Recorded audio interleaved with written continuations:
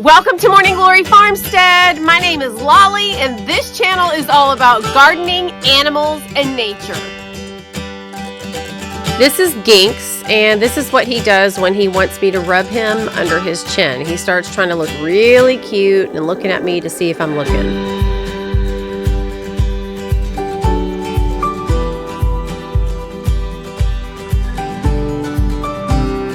Jack is taking a nap. You guys, I want you to listen to the birds here on the property this morning. This was today at 6 a.m. The sun was not even up. I had already let the dogs all out, and Barge likes to stay out when it's really cold outside. And so this is the perfect time for us to have some alone time and for him to get the rub down.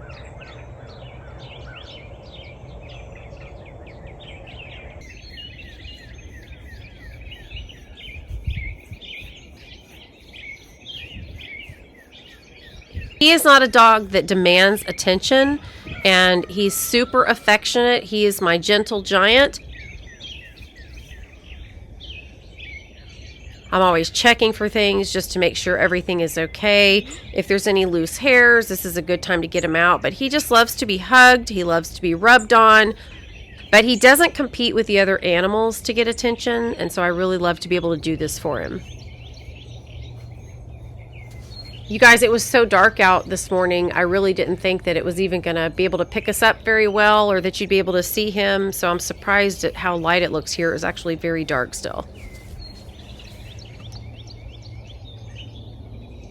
All right, you guys know my channel is about gardening, animals, and nature. And so I always try to incorporate some animal content as well, because there are a lot of people out there who love both gardening and animals. So before I jump into the easy to grow content, I want to briefly talk about Cat Whisker Stress or Whisker Fatigue, because you guys may have cats or know somebody that has cats, and this is a great conversation to have. Now, you guys, of course, take this information, draw your own conclusions, make your own decisions. I'm not an authority. I just do a lot of research and do what I think I would want someone to do for me if I was that animal. Now, they say there's no concrete scientific proof that cats get whisker stress, and that it's only a theory, but there are vets that do believe that it exists just based on the way cat whiskers work. Now, I personally don't think we have to wait for science to prove everything before I make a decision. So sometimes I use my own judgment, especially if no harm is going to come of my decision. So a cat's whiskers play a major function. They're sensory hairs, and I'm about to use the plural form of antenna, you guys. And I'm not gonna lie, it made me laugh so hard. My mom taught me Latin in high school, and because I'm a nurse by trade, a lot of the medical field terminology has origins in Latin too. And so I would have never said it this way. But the Merriam-Webster dictionary and other sources says antennae.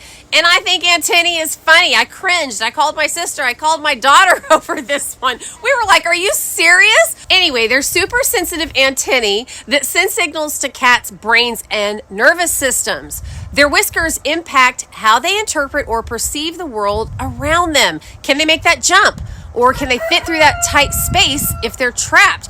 And it helps them move around in the dark in the house, not bump into furniture, or to catch the fast-moving prey by sensing changes in the air current. So, as cute as they are, they serve a variety of purposes. And so pulling them or stroking them is probably not the best idea.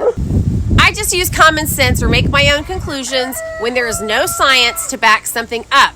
But just think of all the things over the years that we've thought were absurd until proven wrong. So the conclusion that I drew years ago after learning about this was that if even a slight change in the air current or a brush of a whisker sends signals to the brain, eating out of a small bowl is probably not very comfortable for the cat.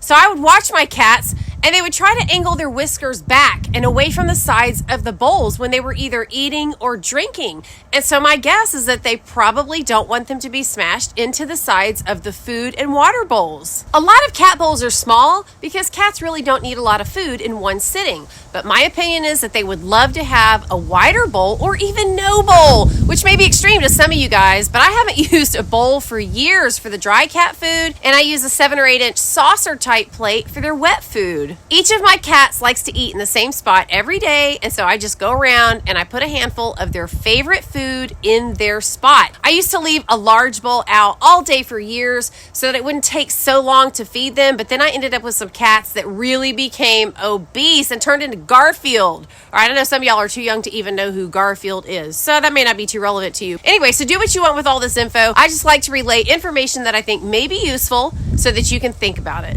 Okay, before I get into the tomato talk, if you guys are interested in getting a GreenStalk or any of their products, check out the link in the description box and use my code to get $10 off, and you can also use it whenever they're running their sales. All right, I want to talk about what I consider to be the easiest tomatoes to grow. And the reason I consider them to be easy is because all I did was use potting mix and worm castings in my GreenStalk. And then I made sure they had plenty of water and sunlight. Now, even though I consider them all easy to grow, I don't consider them to be equally tasty. And so I'm going to give my opinion about each one. The area and climate you live in, how much sun you get, and your taste preferences may impact how well you like one as opposed to the others. So I always say, remember, this is my experience and yours may be completely different.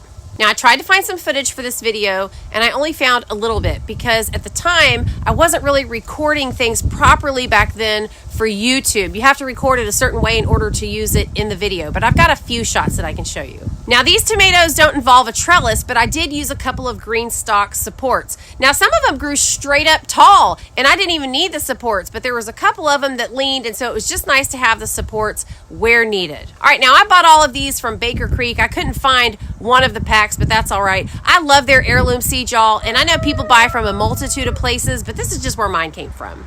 Now, each package has the name of the fruit or vegetable, and then on the back, it has where it came from and a lot of information about how to grow it. Over on the side of the back, it tells how many days until it sprouts, the ideal temp, the seed depth, the plant spacing, whether or not it's frost hardy, and how much sun it needs. Now, because I used my GreenStalk, I really didn't worry too much about the spacing. So I really just poked maybe 1 or 2 holes in each tier and planted 1 or 2 seeds inside each one of those holes. Now I'm going to start with my least favorite as far as taste and texture, and then I'm going to end with my favorite. So the San Marzanos were my least favorite. And it's because they're a different texture. They are firm on the outside, but then they're soft on the inside. And I don't really like that. They kind of remind me of eating an apple that's not firm on the inside. And I really like those to be crisp. When I mentioned it to my daughter, who's an amazing cook, she immediately said, well, that's because those are really good for cooking down into a tomato sauce, which is just not something I ever do. But if you like to make your own sauce, then these are going to be great for that.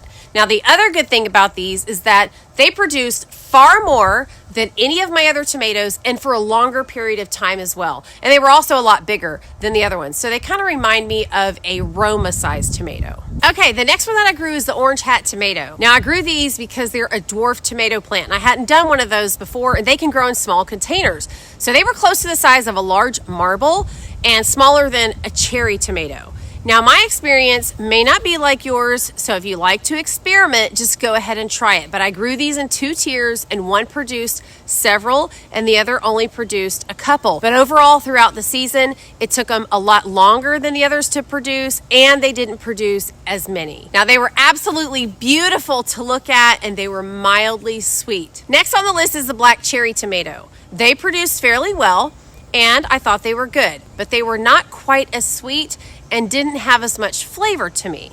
They don't actually turn black, you guys. They just get a little bit darker than other tomatoes. And if you want a lot, you're going to need to plant several different holes. All right, moving on to the Green Doctor. They are also small cherry-sized tomatoes, and I loved them, and I wish I had planted a lot more. You eat them green, but when they start to have a slight tinge of yellow. I might plant a few tiers this time in succession so they last longer, but they were firm and sweet, and every single one was awesome. Very consistent. Now, they took a little bit longer to produce than I would have liked, which is another reason I want to go ahead and grow multiple tiers of it this time. I grew each tomato kind of as an experiment last time just to see what did well and which ones I liked the best. Now, the last is the White Currant Tomato, and that is my favorite. And it made for an emotional gardening experience, you guys, as I would stare at it daily, longing for another one, even looking out the window several times a day to see if I had a new one yet. They would be tiny for a few days, and then bam, as soon as they turned yellow, I ate them. They never even stood a chance to get much bigger. They are supposed to be closer to the size of a cherry tomato, but I'm not sure I ever actually saw that. And if family was coming over, I would do my best not to eat them so that I could give each of them just one to try. They were the color of gold and they tasted like gold. They were super firm, really sweet every time, and I popped them like candy as soon as they grew. Now I'm growing way more this season so that I can actually have a few at one time rather than picking one in the morning and one in the evening or having to wait till the next day. Even someone I know who doesn't really like tomatoes loved the white currant ones. All right, so you can grow these in a small area or in a container. Good potting mix, worm casting, sun, and a whole lot of love is all I used. Now, if you're new to gardening or you haven't grown tomatoes before, these would be a great way to start. And you guys, it's so much fun to share your food and successes with your family and friends. Y'all, don't forget to check out the garden community that I started in Facebook. It's a group, and I want us to be able to ask questions and share pictures of what's going on in our gardens. All right, I'll see you real soon in the next video, and until then, y'all have a great couple of days. Bye-bye.